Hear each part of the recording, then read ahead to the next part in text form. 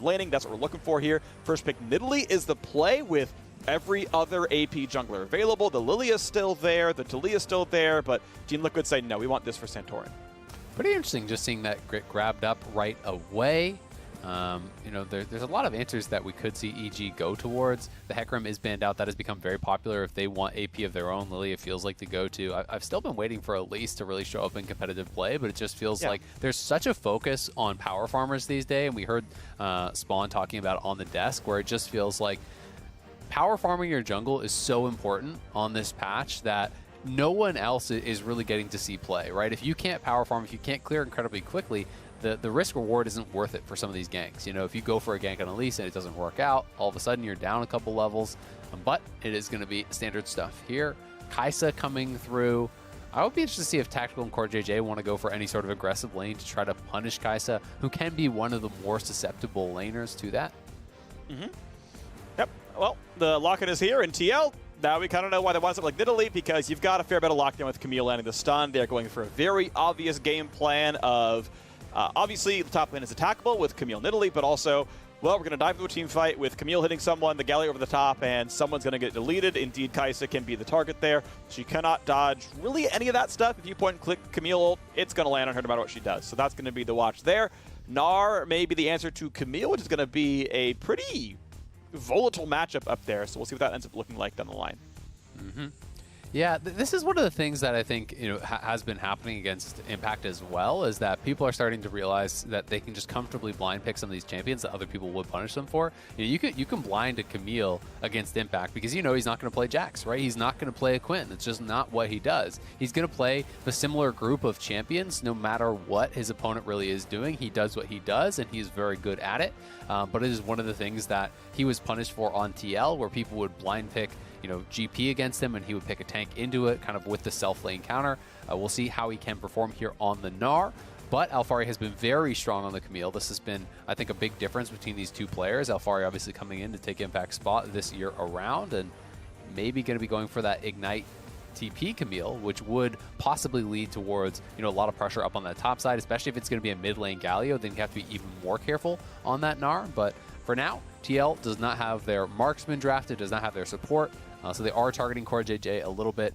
He is just becoming so well known for his Thresh. He's just ridiculous win rates in solo queue on this, and you know, pretty much feels unstoppable on the pick, so it's getting banned a lot against them in competitive play as well. All right, well, one final to go through.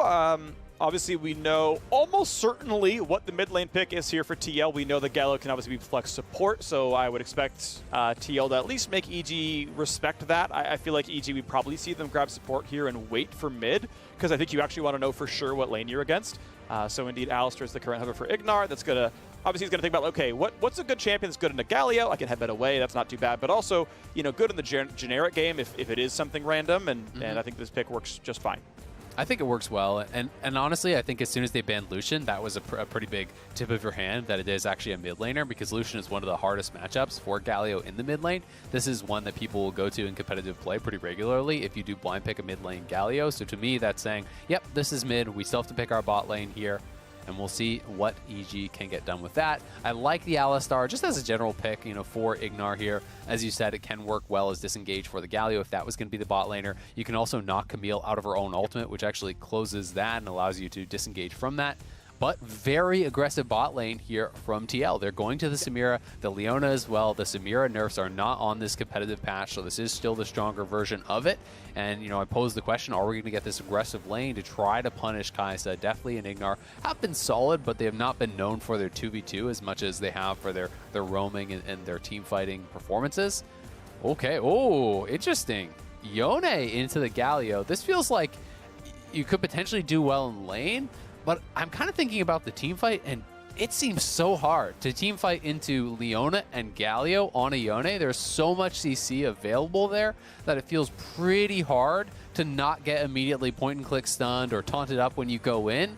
And you're so susceptible to that crowd control on Yone. It's a lot about your mobility, being able to snap back when you want to keep safe and have that ability to dive into the back line. So we'll see if he can actually pull this off, because it feels like it's a really, really difficult pick to execute into their comp. But I'm curious what the sideline is going to look like down the line, though. Jiizuke is a player who I think is so much so he excels at playing in the side lanes and playing apart from the team. Champions like LeBlanc and everything else, where he's just down there. Rise as well, where it's about being one of the prongs on a 1-3-1, and I mean, Yone should do that very, very well. Obviously, one of the nice things about Yone is when you do come to friendly team fight, that ult is such a good grouping tool that, hey, suddenly we're in there and the battle can start. So do I think he'll look good on the side then against both the Camille and Galio? Yeah, I think he will. So I think, through that context, it'll work. I agree team fighting is tough when the CC is so easy to land. But if there's someone who can play the more volatile style, I think it is Jiizuke. I think it's going to be fun to watch for. And we are into the game here. Team Liquid, the lock-in champions, sadly only at 4-3. They're 2.5 behind first place. Evil Geniuses off a 3-game losing streak, not where they wanted to be. We'll see if they can turn it around here. It's going to be definitely an exciting game, I think, here, and we'll have to find out, how he does in that side lane, because I would definitely think that Camille should have the advantage in that 1v1. But it is pretty interesting. Not only are we getting TP Ignite, we are getting Omni Stone. So this is the bin special. Yes. Worlds playing into these ranged matchups. You don't get a lot of value out of Conqueror, so you can cycle through with Omni Stone. You get a Grasp, you go in, you proc that. You get a Comet, sweet. Airy, Electrocute. You're looking for these trades, these consistent uses of the runes that you're actually getting from your Omni Stone. And see this? If you start with W, that's the perfect one to actually start with there, level 1. You just get a tactical sweep, proc the comment on him right away. And it honestly can be very, very effective into the Gnar. When you're playing Ignite and Omni Stone, there's a high potential of being able to go for these all-ins, so we'll have to track how Impact can do. Of course, he picked this matchup. It was a blind Camille. Well, he's got the tactical sweep on his team. Sadly, the man got the warding item, but still going to land. Bam! Gigantic trade. Alphari takes 0 damage on the way back thanks to his shield. Already winning lane. But Impact, can he grasp? He's trying. He can't do it. And Fleet, that's freebie, Just like, here, let me just get some health back. No problem.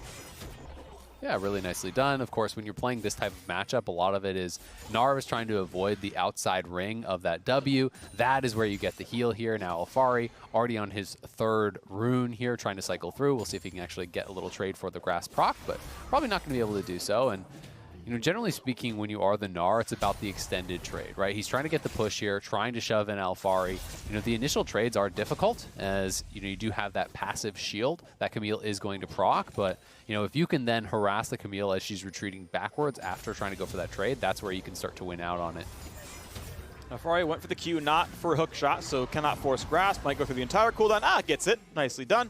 Gets the shot across. Impact could have played it more defensively, but I think optimizing around Keystone is not the most important thing, so it's actually rough. We'll try to let up a little bit. Gets the cold one. Now we get to see Jensen and Jiizuke keep fighting in the mid lane. Right now it is 4 CS lead. Nice taunt means the combo's going to land decently enough. And I like this, right? Wait until Aftershock ends up. Ooh, we took a turret shot. That is a trade lost there by Jiizuke. Couldn't get the shield out in time to block the turret shot. That's going to hurt. Jiizuke and Tower is not a match made in heaven.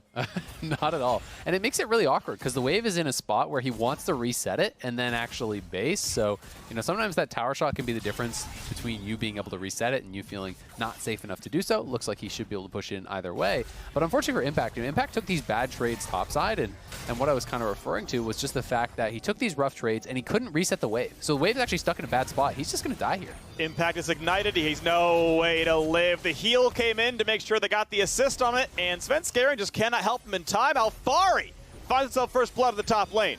And he made it look easy. And so much of this was about the early laning, the fact that he hit multiple tactical sweeps, he procced the runes, and he contested the push enough that Impact could never reset it. So when you lose these trades consistently as the ranged champion, you're trying to spend your health to essentially reset the wave, to get it in. You can see it has this big stacked wave, but Alphari contested it enough that it never got to the turret, and you cannot base with a wave like that or it's going to be a permanent freeze. So all that happens is as soon as Santorin is up there in the area, Alphari doesn't even need Santorin to get the kill. He just needs Santorin there to know that if Svenskeren shows up, he has his jungler behind him. He finds the easy solo kill and doesn't even have to use his teleport here yet. So he's going to be able to get a great buy on the back, and Impact already in trouble in the matchup he chose. That's rough. That is rough. But you talked about it before, right? The pool's limited. He doesn't have a big wealth of counter picks, and TL's like, yeah, we'll just play a Camille comp. You're not going to contest it. We can take a second round. We know we're going to play Camille, so we'll first pick Nidalee. Like, it's just all there. Like, they knew what the draft's going to be before Team Liquid even started the draft. which is, or sorry, before each even started the draft. So, hey, well done. You know, Jat drafting against his former top laner, and yep, it's going to work pretty greatly. So far, so outstanding. 5 CS lead with a bigger wave to clear. Impact's early landing stats about to plummet off of this game. Whoa. And look at CoreJJ. He's already coming up here. Phase Rush is proc, so he could actually try to extend this play. Should have spotted CoreJJ now, but we'll see if he wants to trade flashes, try to do anything like that. But with Alphari backing off, should not be anything more. But again, notice how Alphari is contesting the wave so heavily. He's doing this to keep the wave in an awkward spot. Most top laners would just give that up and allow the Gnar to push it in instead of taking that trade. But now, TL looking to scrap it up. Ignar is heading up here, but TL obviously have the numbers for now, and Impact still in this awkward spot. He's got no vision, you know, to actually fully track everything as a pink ward gets dropped. The wave is freezing against him. You want to walk up and reset it, but you don't know if anyone's there. Oh, no. Yeah, you just saw the two guys. You face check into it. You've been stunned. Alistar shows up, a flash to safety. Can't quite kill Impact, but he still goes down. CoreJJ finds it with the last little bit of damage, and now Svenskeren, his days are numbered. Does find one flash away. Well played, but CoreJJ is on the chase, and a double kill for Leona. CoreJJ makes it happen. Just where you want the kills too. It's on your carry, CoreJJ. You know he's going to make it worth your while. And it's just the long con here. You know, Impact assumes that, all right, they wouldn't still be here. They'd be heading back towards bot side, clearing camps. He'd be safe to actually clear out that ward. But no, they waited the whole time. They get the kill onto Impact, and CoreJJ flashing in, nails the Zenith Blade, finishes off for a double kill there on the Leona. And now he's got the early Mobies, so the threat of the roams will continue. And Impact is just in such a rough spot. He was already behind off that. And you're also playing against this Ignite top laner. So when you're trading out summoners, he's going to have the Ignite that much more often. CoreJJ just heading straight back to top lane again, knowing that Alphari is going to be close to 6 and has Ignite. So he hits 6 right now. And this is probably just a dead Impact. It's so hard to actually avoid this. If you just hookshot in an ult right as the blast cone comes out, it feels like there's very little that Impact can do without a teammate here. So it just depends. Do TL think that someone is behind him or not? All right, hook shot, sweep. There's the leap, and there's the ulti, and Impact is probably going to die. They get the backflip, they get the stun. He's got no way out anymore as long as CoreJJ doesn't steal the kill. He roots him, stops autoing, perfect play. Team Liquid, 4 and 1. All these kills, top lane. That is so rough for Impact. He is not having a fun time up here in top lane at all. And now the kills are much more punishing because the wave is stacked, pushing towards him. He has no TP. So these are the ones where you get punished heavily. You lose a lot off of it. It's not just the farm. He's going to lose at least 1 plate, very likely. And Alphari will just extend that advantage so much here to the point where Impact doesn't really have anything going for him now. And this is also going to bleed over and affect the other lanes because, as you talked about, okay, well, Yone maybe wants to go out to the side lane and try to 1v1 against this Camille, but at this point, it's just so hard to even try to do that. And Alphari didn't even overcommit. He didn't use his Ignite. So now you show up and there's still a potential of just going for the all-in immediately again, utilizing that Ignite. And Tactical got to stay within 10 CS the entire time. Like, CoreJJ was out of lane for about 2.5 minutes straight, and I saw 0 movements of EG putting anyone bot lane. Like, if this is 100 Thieves, Tactical's been dead 4 times already, you know, because the team is aware bot lane exists. But the fact that Ignar and Deftly sat in lane, didn't roam, didn't dive, like, they have Abstract Alistar. He's immune to towers. Well, and they did nothing. They did nothing to do any damage. Alistar did go top. He did. So, okay, to be fair, that's true. Yeah, so that's the thing is he tried to match the roams, but he just basically matched what CoreJJ was doing, but worse, right? He was later to the play. He wasn't able to really get anything done there. So yeah, I mean, that's always the question. As a support, when the enemy support goes missing, what do you do about it? If that is 100 Thieves, I agree. Instead of matching the roam, they probably try to dive and kill. They probably TP their mid laner down or roam their mid laner down and try to punish. Unfortunately for them, they tried to match the roam. They lost on the matched roam. So TL wins on both sides of the map because Tactical is not being punished in the 1v1. And they're winning out on the top side of the map. So everything goes TL's way. And that's one of those difficult decisions that you sometimes have to make as a support player.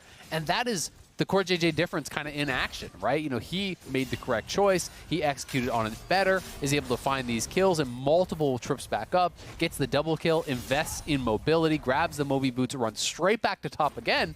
Not a lot of top laners are going to expect that. No, well done all the same. Obviously, 2-0 and 2 is going to be outstanding for Alphari. 100% KP. Thank you, the team, for roaming over to make it happen. Only 1 plate up there.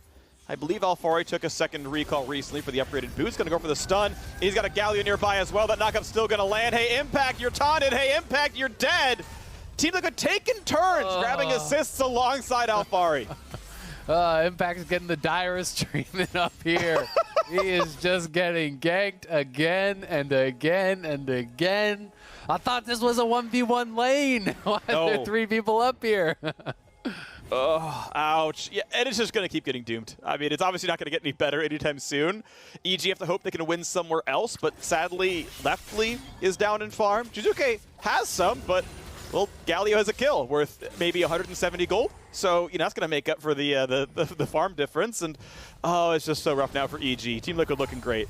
Yeah, when you pick one of these matchups that you get outscaled in, and then you lose early game 2, it just feels so terrible, and that's the situation that Gnar is in right now. You know, Camille is going to have the advantage more and more as the game gets further in. As you get additional CDR, as you have a couple items coming through, the burst on that true damage Q is insane from Camille. You can be able to consistently get multiple hook shots off in a fight, you know, chase down this Gnar and mini very effectively. It just gets harder from here on out, and he's already really, really behind. I mean, you look at the itemization. Alphari's going to have his Mythic, and Impact's going to have like a Ruby Crystal and a Longsword, so it's pretty sad at this point. Okay, well, Herald going to be started. I will say that Svenskeren managed to grab the first Dragon of the game about 2 minutes ago, so at least that's been picked up. They're going for the first Herald here as well, but Team Liquid are on the roam. Ignar's got a Javelin stick out of his back. And EG may not be able to fight for this one. They've got the whole team around here, but Team Liquid the same.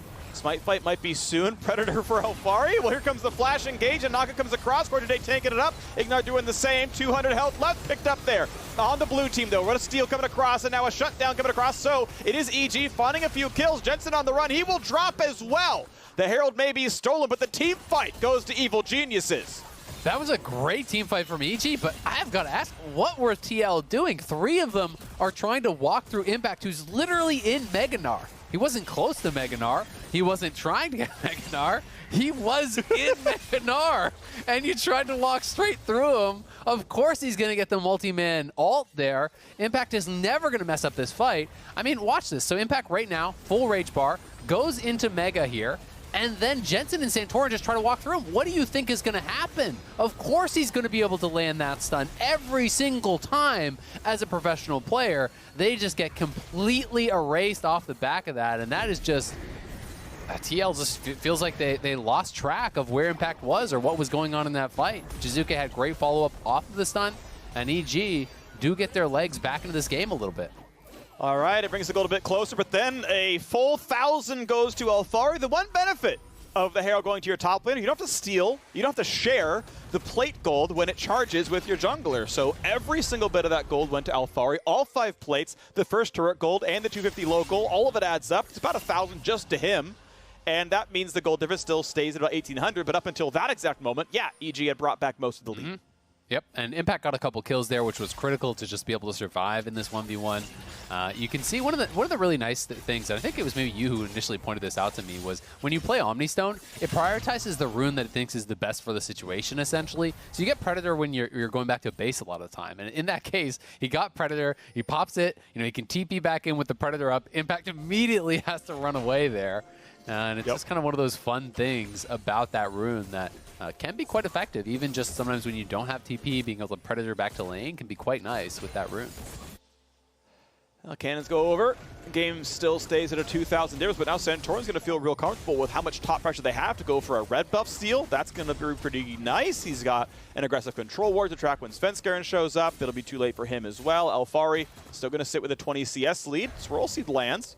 Sven kills a ward, but can't get much more done. Still, with the Galio nearby, Jensen's waiting in a barrage. He's like, hey, if there's a dive, I will ult this, and here we go. Goes for the play. Impact does not have a way out, but he's able to flash in time. I don't know if Alphari had to run too far, if the timer ran out, but regardless, Impact stays safe, and here comes the dive back in. The re-engage is there. The taunt comes across, and they're going to find 1 kill as Alphari reaches the back line, gets the backflip out of Svenskeren, but traded back by Jiizuke, and with the shutdown gold coming across, that is EG positive. Nice little bit of counterplay there. Jiizuke And Svenskeren getting up to the top side to try to protect Impact. Yes, he does die again, but as you say, they get the shutdown gold, and it is onto Jiizuke, who they really do want to get going. He's going to have a better chance in the side lane than Impact is at this point. So here it is one more time. As soon as Mega is expiring, it's just a really well-timed engage there. Goes in on... I think he did actually step out. Yeah, he walked out. That ultimate. It looked like he went a little bit too far. He was trying to reset turret aggro, is the reasoning there, but got a little bit too far. Did allow Impact to escape. And then, as Jiizuke does arrive, I'm not really sure what that flash was from Jiizuke, maybe just trying to back it up a little bit to avoid the empowered Q before his Q came back off cooldown. But either way, does finish off the kill himself, gets the shutdown. And EG are trying to keep it relatively close. They are down about 1.5k, but they have a dragon to their name. So, you know, despite how everything on the top side has really looked, EG are keeping it competitive. They are, and it's nice to see that this game is gotten back from complete doomed to actually playable. Though good to see here for sure. Jiizuke kind of leading the charge, most farm in the game. Okay, fine, he's one behind Tactical, but you know, considering the kill he's got as well, he's definitely doing really nicely. He may indeed be top in the gold charts overall. Scumbag Tactical, keeping that from being honest right at the very start. One thing I do want to point out with Yone's though, from the best Yone's I've talked to and looking at data as well, the actual optimal Yone build is 3 points Q, and then max your E. Because the cooldown and the bonus damage scale so aggressively on the Soul Unbound that you want that. Jiizuke and every LCS mid laner I have seen actually goes all 5 points in Q, but if you're really going to be hardcore, from level 7 onwards, get your Soul Unbound maxed so that you have the extra mobility, and it's a pretty big deal there. Yeah, I think it can be, and it also kind of depends though, like what you're trying to do, right? You go from oh, that looked very funny. That was great. Alphari jumping a little bit further than he was expecting. You know, the E is more about the trading and the all-in potential. The Q, I think people take for wave clear, and I think that's the argument in LCS. And you see that prioritized so heavily. Tactical could be in some trouble here. Flash with the combo. Tactical could not flash away from headbutt in time, but now has the flash on the backside and feels safe enough to get away. I think he's able to hit W in time to stop getting autoed when the stun came across, so able to really not get bursted too heavily, but it still is a trade of flash for both summoners here. And now a flash from CoreJJ, stun combo. They just keep locking him down. Impact, though, gets the double hop, but the backflip is too much. Alphari claims another kill. Nicely done. TL punish on the other side after the failed attack onto Tactical. Jiizuke trying to get up here to answer, but this is very late. They now have Ignar moving up as well. We'll see if they can get anything done. Jiizuke looks like he's thinking about blast coning in, but will back off. And I would love to watch that bot lane fight one more time. I don't know if we're going to be able to get a replay of that because it wasn't a kill, but it felt like Deftly positioned his ultimate poorly. You know, I think in that situation when you have the 2v1, you want to ulti behind, you know, it would give him a leap target, though. It'd give him a I mean, you kind of try to do it to the side, right? Like, you try to go off on an angle, so if he ease through you, he ease towards the wall. Because I think when you ult on your side of the map, that gives him the out with the flash, right? Whereas if you ult more towards, like, the bush side, but kind of as far as you can, I do think that gives you an opportunity there, or even just committing the flash early to get on top of him, then ulting to follow on the flash. But either way, they at the very least forced those summoners, but didn't get more, and Impact continues to take that punishment up on the top side, while EG continued to stack their dragons. They are going to be looking to work towards this potential Mountain Soul here. Definitely in trouble. He had the flash, but now he's got no way out. The ult's going to come across. Tactical make sure to immune the Q, and easy kill pick up. Alphari gets number 5, but Impact is here. Goes for the Gnar. Tactical has a dash away. Not going to be stunned up just yet. The other half of it, though, is Svenskeren burning his Zonya's Hourglass. Galio on the top now as well. Knocked up by Alistar. Health bars are low. Gnar finds 4, and they're going to get 3 kills right away. Svenskeren getting away with it. In Tactical, he's going to drop as well. EG in the team fights, time and again, getting so much done with Impact's Gnar. What a TP there from Impact, and he wasn't able to get the initial Gnar onto Tactical, but who cares? Because he got the much bigger prize, a triple kill for Impact. He has played, I think, with a lot of poise this game. I would have been so tilted out of my mind given the camping treatment that he received, and he has really found some high-value team fights from a very difficult position while being targeted all game long by TL. Has just played like such a true veteran here. this is the best 0-4 Gnar I have ever seen. It went from 0-4 to 5-6. He is the reason they are winning. He has been the reason TL have been winning because they've been camping him. I'm not really blaming Impact. He's the reason both teams are winning. He's the reason.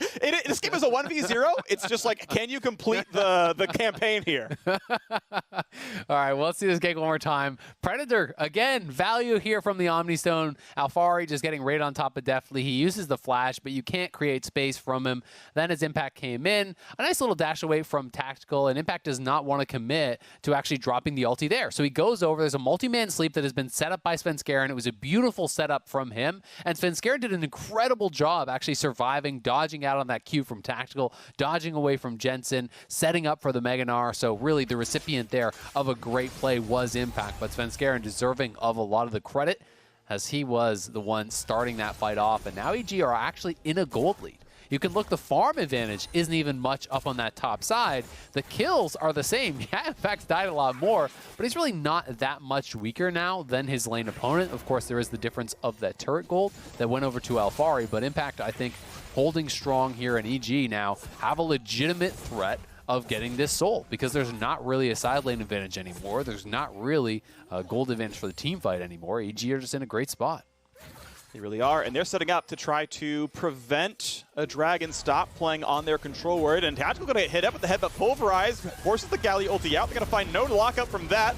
Ult comes through for Ignar, re-engage comes across, stun's not quite going to land for CoreJJ and the rest of it either, and EG honestly getting away with everything that they ever wanted. Half health bar into members of Team Liquid. A lot of the big value ults are gone, and EG get an easy Dragon now.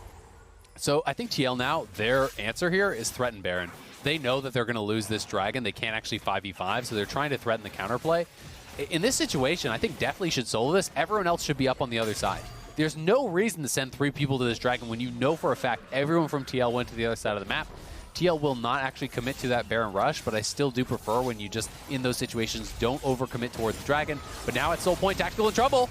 And he is gone. Kill picked up. Definitely ulted to make sure it happened. Gets out of the turret, and EG can now do no wrong in the mid game. Turret number 2 is gone. Number 3 is under fire. They may not kill it. Svenskeren pulled aggro, so they're going to walk away. But EG have the solid gold lead. They are 4.5 minutes away from Mountain Soul. Team Liquid put a lot of effort in top lane, and yet Impact has done way more in team fights. He really has. He's been very strong in the team fights, and definitely now really paying dividends on this Kaisa here. Farmed it out against Tactical in the lane. But Tactical has been getting caught out a couple times now, has not really been in a position to actually help his team out, has not been able to actually get off any value ultimates in those team fights. So EG now at Soul Point, 4 minutes away. Team Liquid will have to try to contest that.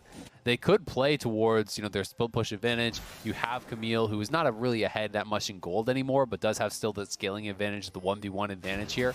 But it's so tough because you're going to be drawn towards that Dragon every single time now. You can't afford to just give over a Mountain Soul to this team that is already playing from an advantage.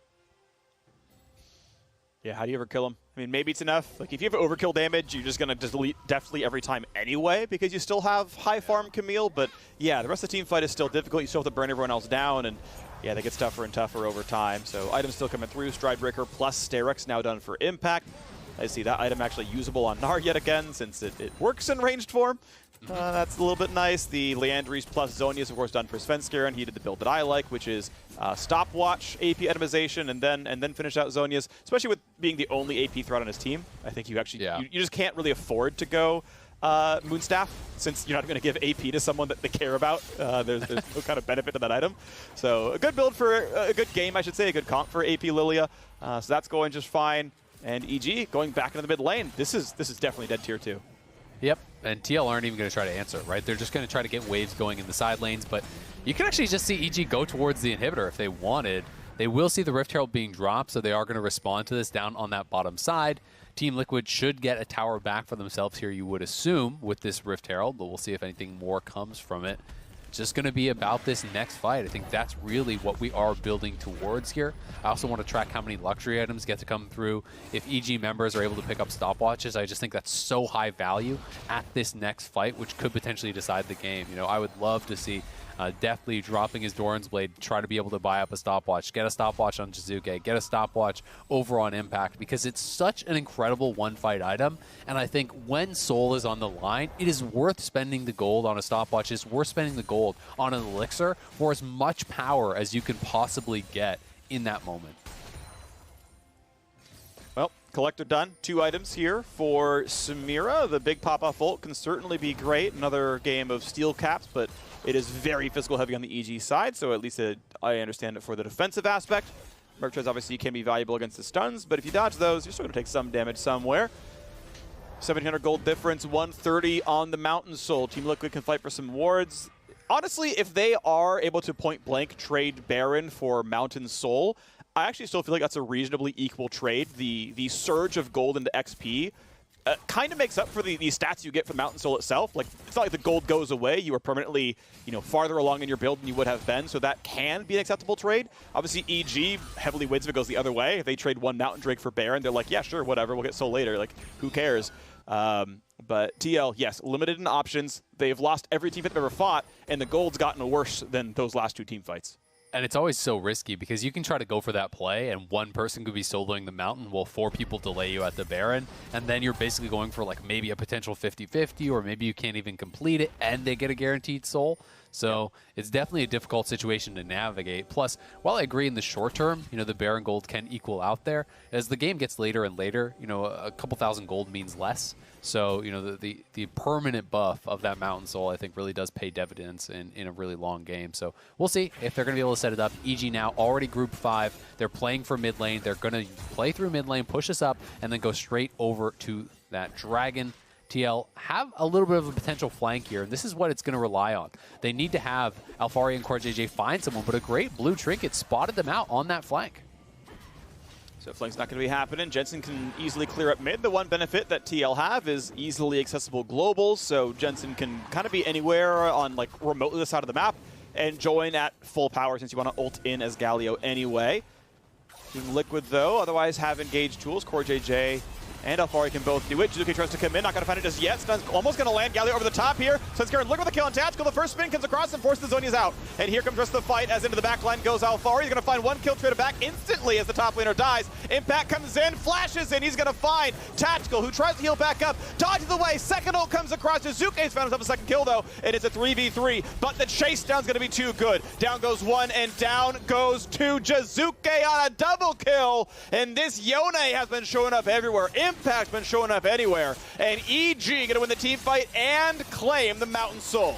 Nicely done there by EG. They had the stopwatch. Impact able to buy it up so he could play so aggressively, throw himself into the back line there, create so much time for the team. And here it is one more time. Jiizuke starting it off. CoreJJ forced to try to peel for him. Svenskeren piling in on top of Tactical, uses his Zonias to buy time. Impact hits Mega and then goes straight for the big targets in the backline there, not wasting his ulti. Saved it throughout this fight. And when Tactical goes into the ulti, he realizes he's going to heal through it, so he goes into the stopwatch, buying time for Jiizuke to get over there. Flash pulverize there from Ignar, allowing him to close that gap and kill them off. And Yone is such a threat in these fights. He has the early Bloodthirster, so if you are not actually bursting this guy down, he is going to go straight back up to full health. He even has fleet footwork. And look at how much damage he got done there. You've got to have the CC landing on him and bursting him out, or he becomes so ridiculously strong. I mean, Jiizuke did more damage than the entire top side of the map for TL.